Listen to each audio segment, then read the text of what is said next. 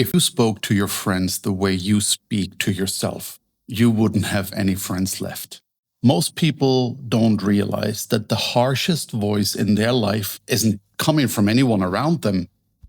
It's coming from within. And it has been shaping how you behave, how you speak, and how you show up for years. Today, I want to show you how to shut that voice down so you can finally hear yourself again.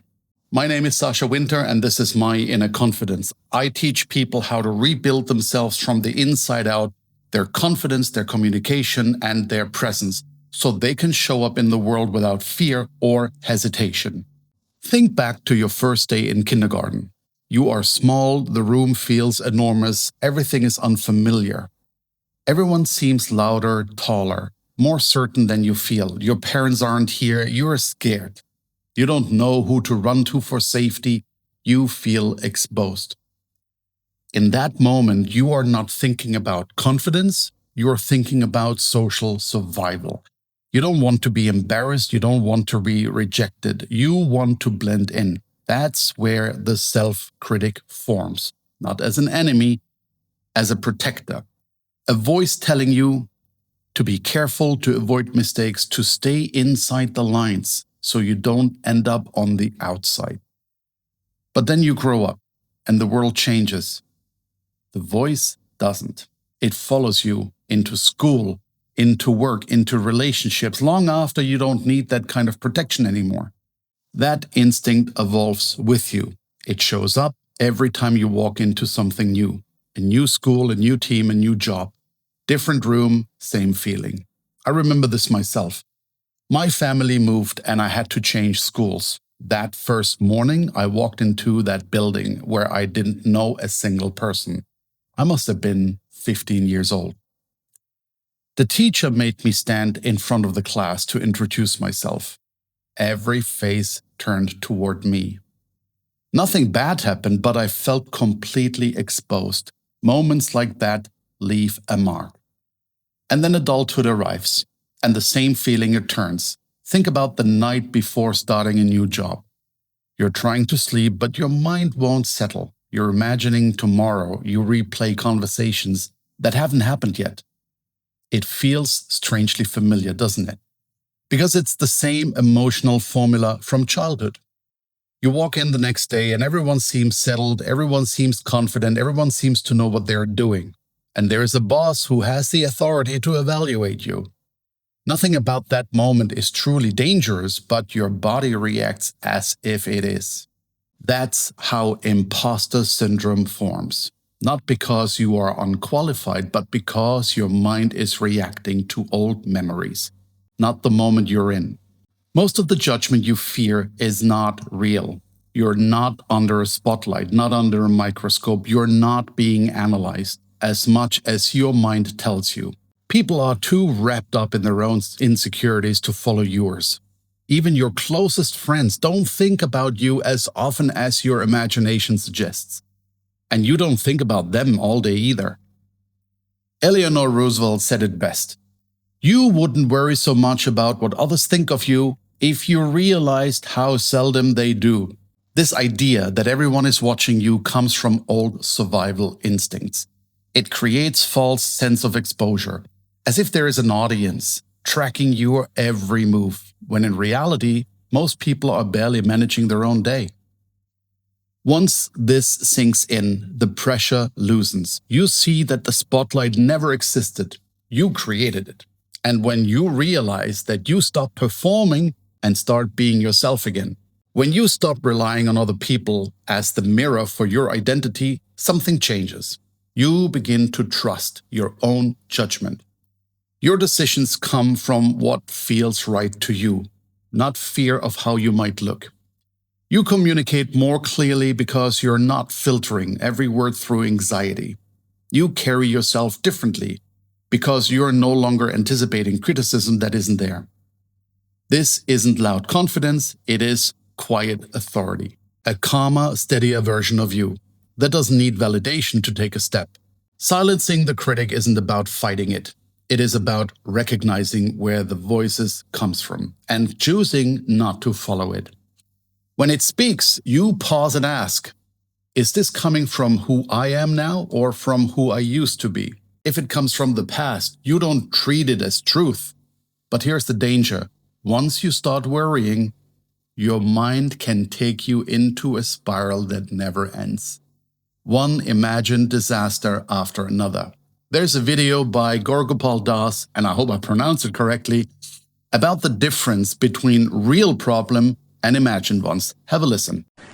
Ladies and gentlemen, it's a beautiful slide. When followed in life, I guarantee you, life will be different. I guarantee you, if this is applied in life, we can have peaceful night's sleep. Here it is. Do you have a problem in life? No? Then why worry? Do you have a problem in life? Yes. Can you do something about it? Yes. Then why worry? Do you have a problem in life? Yes. Can you do something about it? No. Then why worry? Isn't it? Is it not? Why worry?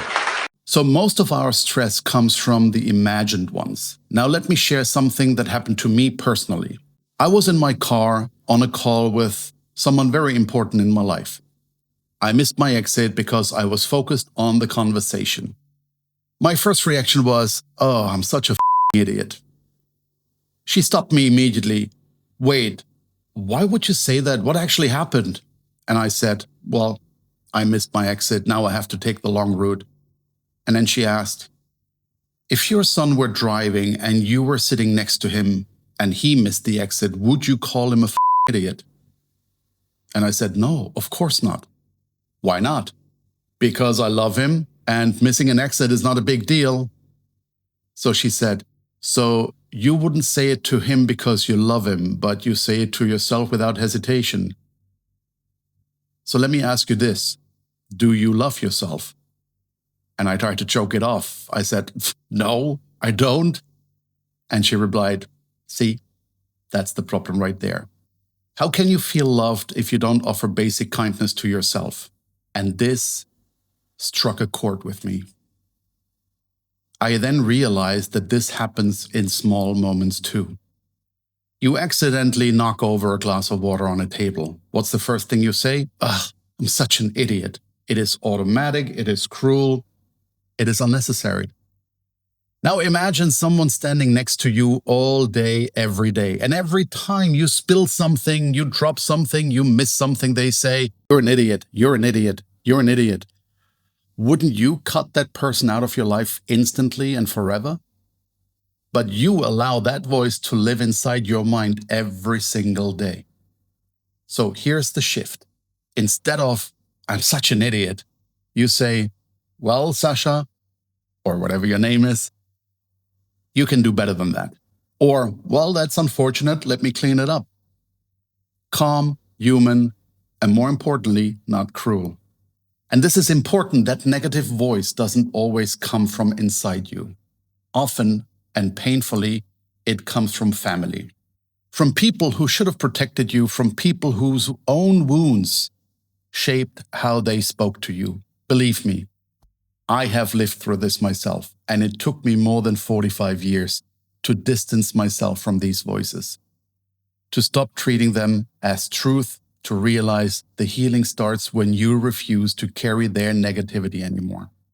Picture your younger self, the child who didn't have a voice, the child who absorbed blame that never belonged to him, and say to him, I will look after you now. I will care about you. I will protect you. No one can harm you anymore.